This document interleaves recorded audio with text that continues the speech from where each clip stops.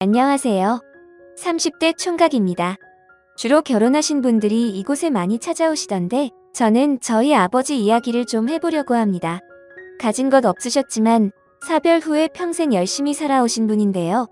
다만 저희 장가 보낼 때 혹여 흠결이 될까 새 장가를 드셨다가 번지르르한 외모의 소가 큰 위기를 겪으셨던 저희 아버지이십니다. 저에게는 3살 아래의 동생이 있습니다. 저희를 낳아주신 친어머니는 동생을 낳다가 돌아가셨다고 하는데요. 망연자실하여 정신이 나가버린 아버지는 피덩이 같던 동생과 저를 할머니께 맡기고 밤낮으로 병원을 찾아가 의사의 멱살을 잡았다고 합니다. 일주일쯤 병원에 찾아갔는데 의사의 노모가 우리 집으로 찾아와서 흙바닥에 엎드려 빌었습니다. 자기 아들 좀 살려달라고 제발 합의해달라고요. 정작 의사는 제대로 된 사과도 하지 않고 있는데 말입니다. 좋은 옷과 좋은 가방을 걸친 의사 엄마가 와서 흙바닥에 떼굴떼굴 구르면서 우리 아버지 발목을 잡고 제발 합의를 해달라고 몇 천을 추더래요.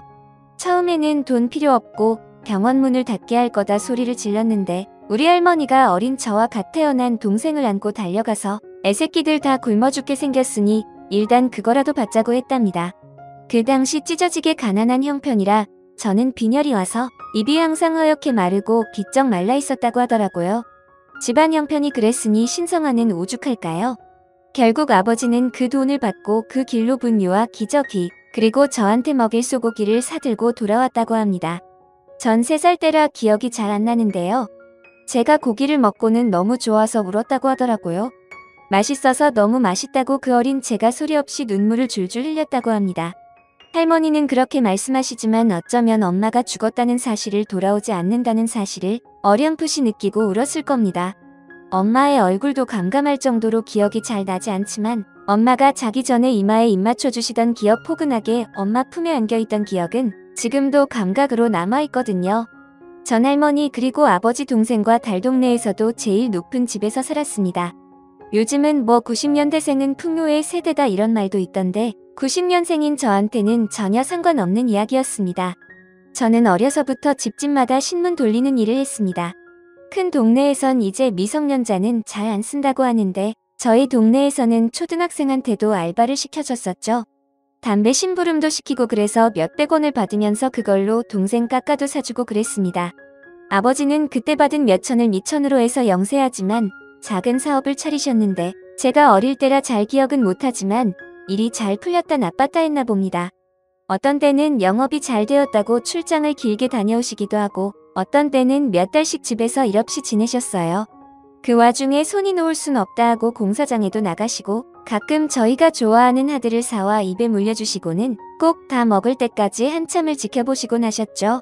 몇 달에 한 번은 어린 아들들을 위해서 시장에서 파는 기름통 닭을 사오셨습니다. 그 통닭 먹는 날이 어찌나 좋던지 그래도 어릴 때부터 아버지가 힘들게 일하시는 모습을 봐서 그런지 굳이 사달라고 조르지는 않았습니다. 가끔 그 기름통닭이 떠올라 침이 꼴깍꼴깍 넘어가도 아버지께는 그런 마음을 숨기곤 했죠. 아버지가 무슨 일을 하셨는지는 잘 몰라도 뭔가 일이 잘 풀리는 날에는 따뜻한 통닭이 2마리 잘 안 풀리는 시기에는 통닭이 1마리였습니다. 그러다가 어느 날 우리 집에 어떤 예쁜 아주머니가 아버지와 함께 왔습니다. 아버지가 하는 말이 이제 엄마라고 부르라고 하더라고요. 말로만 듣던 새엄마였습니다. 동화책에 종종 나오는 새엄마는 다 못되고 무섭던데 아버지가 데려오신 새엄마는 꽃분 냄새도 나고 얼굴이 아주 예뻤습니다. 저는 처음에 새엄마가 밤이 되면 괴물로 변하지는 않을까 걱정하면서 동생을 감싸고 그랬죠. 하지만 워낙 엄마가 고팠던 우리 형제는 그 새엄마가 우리에게 살갑지 않아도 마냥 엄마를 좋아해서 자꾸만 달라붙었습니다. 동생이 친구들이 자기더러 엄마 없다고 놀렸다고 하면 이제 너도 가서 엄마 있다고 하라고 큰 소리로 당당하게 외칠 수 있어서 좋았습니다. 태어나서 처음으로 놀이동산도 한번 갔었죠. 아버지와 엄마 그리고 나와 동생 제 가족이 찍은 사진도 남아 있었습니다. 그런데 행복도 잠시 제가 중학교에 다닐 때쯤에 두 분은 점점 자주 다투셨습니다. 돈 문제로 언성이 높아지는 일이 많았습니다. 아버지가 사업을 하면서 돈을 악착같이 모아두셨던 모양인데 그걸 새엄마가 다 썼다는 듯 했습니다. 언성이 높아지고 그게 어떤 돈인데 하고 아버지가 화를 엄청나게 내시니 새엄마는 주저앉아서 눈물만 닦으셨습니다. 모처럼 우리와 함께 살게 된 엄마인데 아버지와 싸우고 우리를 떠날까봐 동생과 저는 너무도 불안했습니다. 지금은 다 컸으니 알게 된 사실이지만 아버지는 자그마한 부속 공장 같은 걸 운영하셨고 새엄마는 그 공장에서 격리 일을 맡았다고 합니다. 공장은 늘 빚에 시달렸는데 새엄마가 격리 일도 잘 못할 뿐더러 비용을 많이 빼돌렸다고 하더라고요.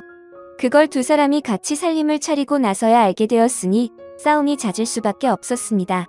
두 분은 점점 사이가 틀어졌고 아버지는 얼굴이 거칠어져서 나갔다가 며칠씩 안 들어오는 날이 점점 많아졌습니다. 니네 아버지 공장 망했다. 자기 직장이기는 했는데 새어머니는 언제나 남의 일처럼 이야기했죠.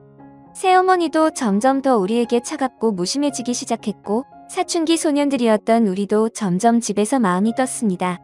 불량한 친구들과 어울려서 골목에서 늦게까지 놀고 들어오는 날이 많았고 늘 우리 할머니만 발을 동동 구르며 어떻게든 저희들 공부를 시키겠다고 속을 많이 태우셨었죠. 그러던 어느 날 할머니께서 돌아가셨습니다. 아침에 학교 갈 때 굽은 손가락으로 10,000원짜리 한 장씩을 주셨었는데 동생은 벌컥 짜증을 냈죠. 아 할머니 이걸로 뭐하라고 문제집 사고 준비물 사면 남는 게 어딨어? 할머니는 슬픈 눈으로 우리를 보면서 할미가 이건 남을 팔고 옥수수 팔아버는 푼돈인데 미안하다 라고만 하셨습니다. 제가 동생을 잡아 끌고 나오면서 할머니를 한번 돌아봤는데 그때가 마지막이 될 줄 알았으면 좀 더 잘해드릴 걸 후회가 남네요. 장례식장에서 아버지는 해골처럼 바싹 마른 몸으로 말씀을 하셨습니다. 사람의 운이란 다 때가 있는 것이다. 이제 우리 집안은 운이 다해서 끝나버린 것 같지만 아직 때가 남아있을지도 모르고 언제 기회가 올지 모른다. 할머니 보내드리는 거 너무 죄송하고 서글프지만 정신 차리고 밝게 살자. 아직도 다 쓰지 않은 운이 남아있다고 생각하자. 네, 아버지 알겠습니다 하고 있는데 옆에서 새엄마가 소주를 훌쩍훌쩍 마시더니 콧방귀를 끼더라고요. 새어머니는 이제 슬슬 나갈 생각이었는지 매사에 얼굴이 짜증이 가득했습니다. 다른 남자라도 생겼는지 아버지가 집에 없을 때면 그제서야 웃으며 자기야 여보야 하면서 다른 사람과 통화를 하기도 했죠. 두 사람 사이의 애정은 어느덧 부질없이 사라져버리고 불쌍한 우리 동생은 할머니에 대한 죄책감에 자꾸 게임만 하는 시간이 길어지더니 어느새 문을 닫아 잠그고 방구석에 틀어박혀 폐인이 되었습니다. 저는 고등학교를 졸업했고 성인이 되었지만 대학은 진학하지 않았습니다. 빨리 취업해서 아버지를 도와드리고 싶었어요. 어릴 때는 이 정도까지는 아니었는데 집에서 매일 말라가는 아버지는 마치 중병 환자 같은 몰골이 되셨습니다. 그리고 자꾸 고열이 나시길래 병원 예약을 잡아드렸었죠. 그런데 그날 새벽 일이 터지고 말았습니다. 몇 시간만 더 지나면 병원에 가실 수 있었는데 종합병원 예약을 다 잡아놨는데 아버지가 새벽에 목이 타셨는지 일어나서 물을 드시고는 화장실에 들르시다가 휘청 쓰러지신 겁니다. 턱 소리가 들려서 놀라 달려왔는데 아버지는 욕실 타일에 쓰러져 계셨습니다. 옛날식 주택이라 바닥 문턱은 두꺼운 콘크리트 문턱이었고 문턱에 찌은 머리 뒤에서 피가 흥건하게 흘러나왔습니다. 울고불고하며 구급차를 불렀죠. 새엄마도 놀라 울부짖고 집안이 아수라장이었습니다. 그렇게 아버지는 다음날 아침 건강검진이 아닌 응급실 환자가 되어 새벽부터 병원으로 들어가셨습니다. 겨우 검사를 했는데 청천벽력 같은 소식이 들리더군요. 제가 보기에도 평소 아버지가 몸이 안 좋으실 거라고 생각했더니 루푸스라고 불리는 자가 면역 질환 환자라고 하더라고요. 주로 젊은 사람들이 걸리기는 하지만 아버지가 그동안 계속 피곤해하셨고 얼굴이 검어지셨다가 몸에 뭐가 났다가 하는 증상들이 다 루푸스의 전조 증상이었을 거라 하는데 참할 말이 없었습니다. 루푸스 자체로 죽는 질환은 아니지만 면역계통에 이상이 와서 자기 세포를 죽이기도 하는 병이라고 어떨 때는 백혈구 수치가 줄어들기도 하고 어떨 때는 신장에 이상이 생기기도 하니까 평생 약을 먹으면서 관리해야 한다는 말에 가슴이 무거웠습니다. 그래서 머리 손상은 어떻게 되었냐 했더니 의사가 하는 말이 출혈이 너무 심했고 뇌 손상도 왔는데 루푸스 때문에 상황이 더 악화되었답니다. 평생을 낮은 지능으로 사셔야 하고 루푸스 약은 또 별도로 먹으면서 치료를 해야 된다는 겁니다. 게다가 간 수치도 몹시 나빠져 있었고 신장도 손상되어 투석을 받아야만 했습니다. 희귀난 치성질환으로 비용 부담을 국가에서 상당 부분 해준다고는 하지만 그래도 없는 형편에는 자기 부담금도 버거웠습니다. 제가 그날 무슨 기분이었는지 어떤 마음으로 담배를 3갑이나 피웠는지는 아무도 모를 것입니다. 그냥 사라지고 싶었습니다. 아버지가 말한 운이라는 게 이런 거면 그냥 우리는 쫄딱 망했다 싶더라고요. 병원에서 초췌하게 누워 계시는 아버지를 두고 그 와중에 아르바이트를 가야만 했습니다. 병원 로비에 어떤 가족들이 눈에 띄었다죠. 우리처럼 아버지가 입원해 계신 모양인데 서로를 걱정하면서 서로 자기가 아버지 곁에 남겠다면서 아웅다웅하는 모습에 눈물이 났습니다. 새어머니는 아버지가 그렇게 되었다는 걸 받아들이기 힘들었는지 한 이틀은 병원에 왔다 갔다 하시더니 더 이상 아버지를 찾지 않았습니다.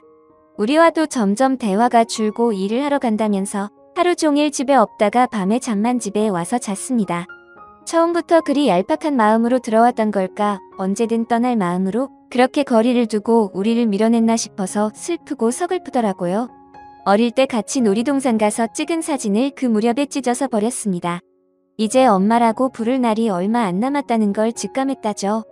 동생은 방에 틀어박힌 지 너무 오래된 중증 우울증의 사회성 부족이고 유일하게 아버지를 정성적으로 보살피고 케어할 수 있는 건 나인데 낮 시간에 아버지를 혼자 병원에 두고 나오려니 팔이 참 안 떨어지더라고요. 심지어 그런 와중에 군대 영장까지 나왔습니다. 앉아서 한참을 고민하다 병무청에 어떻게 빠질 일이 없는지 물었습니다. 사실혼 관계에 부인도 있고 고등학생 동생도 있고 아버지가 당장 돌아가실 만큼 위중한 상황은 아니고 그래서 할 수 없이 입대를 할 수밖에 없었습니다.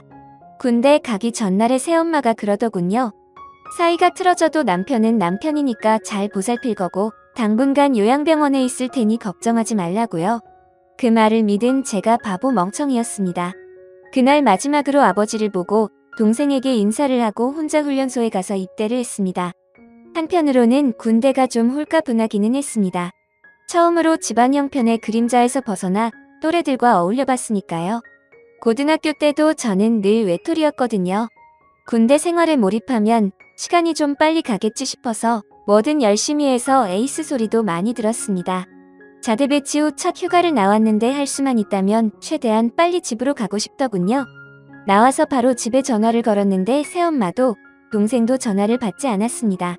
아버지가 계시다는 요양병원을 가장 먼저 찾아갔습니다. 김철수 환자 어디 있냐고 병원에 물었더니 없다고 하더라고요. 배우자가 퇴원 수석을 밟았다는데 제가 입대하고 정확히 일주일 후였더군요. 아버지가 어느 병원으로 옮겨졌는지 알려달라고 했더니 자택으로 돌아갔다고 합니다. 그 말을 듣고 저는 황급히 한 걸음에 달려서 집으로 돌아왔습니다. 그런데 아버지도 동생도 사는 흔적이 없고 아무도 없더라고요. 일단 기다려보기로 했습니다. 동생이 쓰던 쪽방에 누웠다가 잠시 잠이 들었는데 밖에서 뭔가 인기척이 들려서 금방 깼습니다. 새엄마가 웬 외국인 남자와 함께 들어오더군요. 아버지 없다고 이제 마음대로 불린 상대를 드리는 건가 싶어 잠시 귀를 기울였습니다. 아버지는 요양병원에 안 계시던데요. 동생은요? 험상궂게 따지는 저를 보더니 새어머니는 잔뜩 당황해서는 아니, 이 집에서 다 나갔다고 이제 같이 안 사니까 따로 전화해서 잤던가 해. 그리고 이제 엄마라고 부르지 말고 하더라고요. 이 집은 어떻게 된 건데요?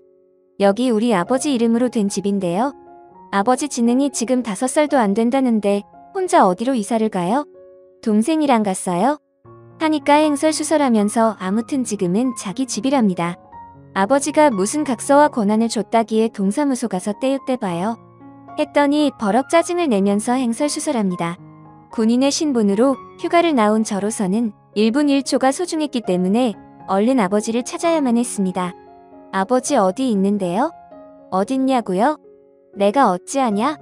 집을 나갔는데. 네, 아버지 가출하고 나가고 내 동생도 좀 이따 정리하고 나갔어.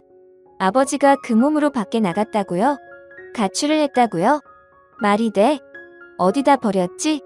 어디다 버렸어? 막 소리를 질렀는데 외국인 남자가 야야 이 집에서 나가. 여기 우리 거야 하고 말도 안 되는 소리를 해대더라고요. 그러다 결국 동생을 만난 곳은 동네에서 30분 거리에 있는 고시원이었습니다. 제가 군대 가고 나서 새엄마의 폭언이 너무 심해져서 아예 고시원으로 옮기고 아르바이트 자리도 구해서 다니고 있다고 하더라고요. 형이 훈련소 갈 때 나한테 해준 이야기들이 도움이 됐어. 고마워. 이제 정신 차리고 살게. 짠하기도 하고 미안하기도 하고 대견하다고 말해주고 싶었지만 저는 먼저 아버지의 소식을 물었습니다. 아버지는 어디 계시냐? 그러자 동생이 눈을 동그랗게 뜨더니 아버지 요양병원에 있는 거 아니야? 하더군요. 자기가 아침을 챙겨 나갈 때 아버지는 요양병원에 있는데 상태가 갑자기 나빠져서 면회가 안 된다고 새엄마가 어차피 가도 못 만난다고 했답니다. 대충 그림이 그려졌습니다. 그 여자가 요양병원에서 아버지를 빼내서 어딘가에 버린 듯 했습니다. 우리는 파출소에 뛰어가서 아버지 실종 신고를 하러 갔습니다. 그런데 아버지의 인상착의를 가만히 듣던 경찰 한 분이 대전역에 노숙인 중에 비슷한 분이 계시다는 겁니다. 어저께 어떤 노숙인이 얼마 전에 편의점 앞에서 계속 우왕좌왕 하시길래 이송하려고 했더니 아니라고 로또 간판을 절박하게 가리키시길래 도와드렸다고 하더라고요. 이야기를 들어보니 저희 아버지 같다 하시는 겁니다. 저희는 당장 대전역으로 달려갔습니다. 경찰분들의 도움으로 금방 아버지를 찾을 수 있었죠. 뭔가를 덕지덕지 둘러쓰고 있는 퀭한 사람을 하나 가리키더군요. 당장 달려가서 얼굴을 확인했습니다. 입가에 침을 흘리고 눈이 풀려있는 그 사람